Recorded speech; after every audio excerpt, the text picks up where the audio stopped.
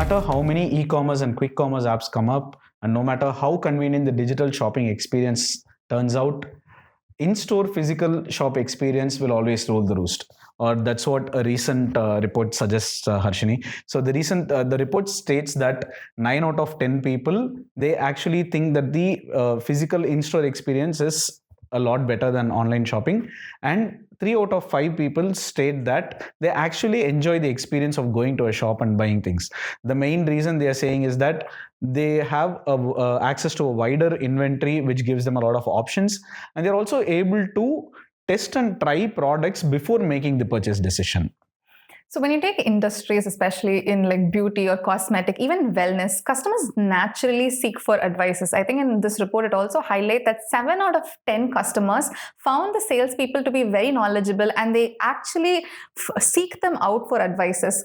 And the one part I really liked about this report is that they highlight business leaders are investing in a lot of flashy technology, but customers at the end of the day just want the basic things to be done well.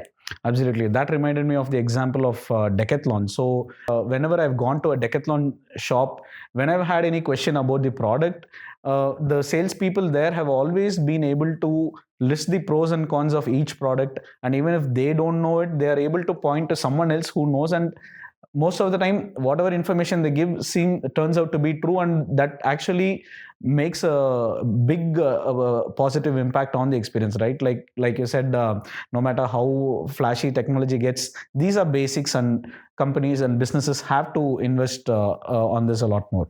So now that we're on the topic of retail and in-store experience, I think retail business leaders really need to pay heed to this story, because a man in Chicago is actually suing Home Depot for using his biometrics without his own consent. So he tend to pass the checkout of Home Depot, and he noticed that in checkout there was a green luminous circle that lit across his face while checking out. And he realized that the system was reading his biometrics without his consent. And Illinois is one of the states in the US which is very strict with biometric information privacy laws. And currently he has filed a class action lawsuit. Now, we know that a lot of retail business leaders are investing in AI and technology and biometrics too. And the reason that they provide for such investment is that, one, they want to protect their inventory from theft and other disasters that they kind of anticipate.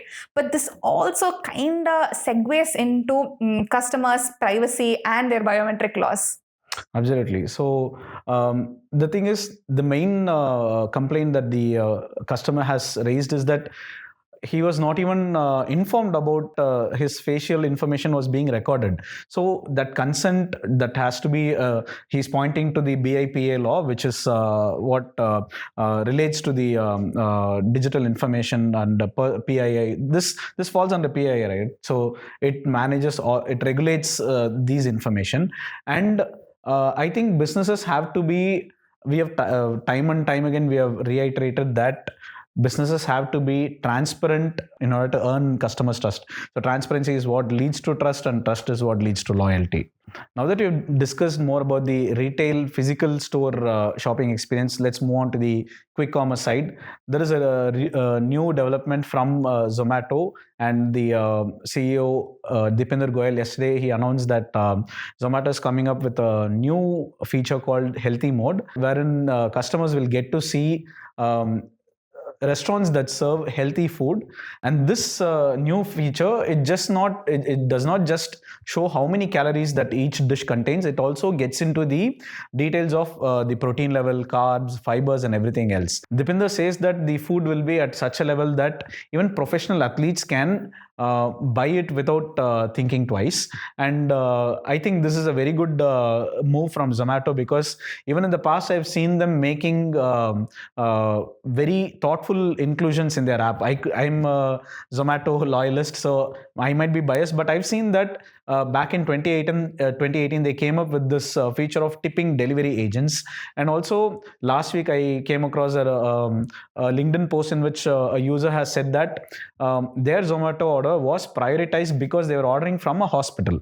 So it's the very minor things and very thoughtful additions that make a huge impact in customer experience. And I think Zomato, true to its track record, it has added one more feather to that cap. I want to talk about two aspects of this feature launch. The first one being how the CEO talked about it in his tweet, because a lot can happen when you're in business, and a lot more can happen when your business starts growing, right? And in this particular tweet about this feature launch, Goel talks about how a lot of features have been launched in Zomato, but never like it was true to the heart of what Zomato stood for, which is to serve better food for a lot more people.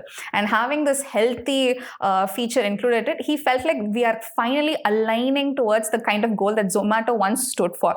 That I really loved. And the second is, I love how Zomato is always co-building with its community, because he took to Twitter not just to share this news, but also asked his community and his user base to tell them what they thought about it, like what could be better, what could be changed. And I really love when SaaS companies, especially companies that hear their customer and co-build the product with them. I don't want to do promotion for Zomato, but the thing is, like, they are rolling it out in Gurgaon right now, and I think they're going to expand in the future very soon. Maybe we should have the code Simplified CX.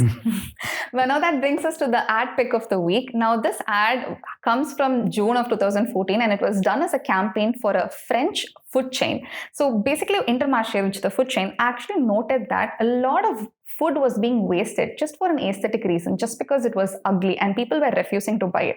So this campaign was centered around getting those imperfect food and giving them 30% off, and also making soups and juices out of it. And the result was very surprising, because the store traffic shot up by 24%, and the food chain was able to rack in a lot of profit.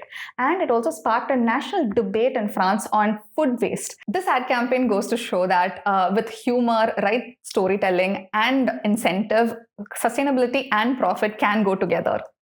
That concludes this episode of the weekly CX Catch Up, where we deliver late news with the latest insights. Until next time.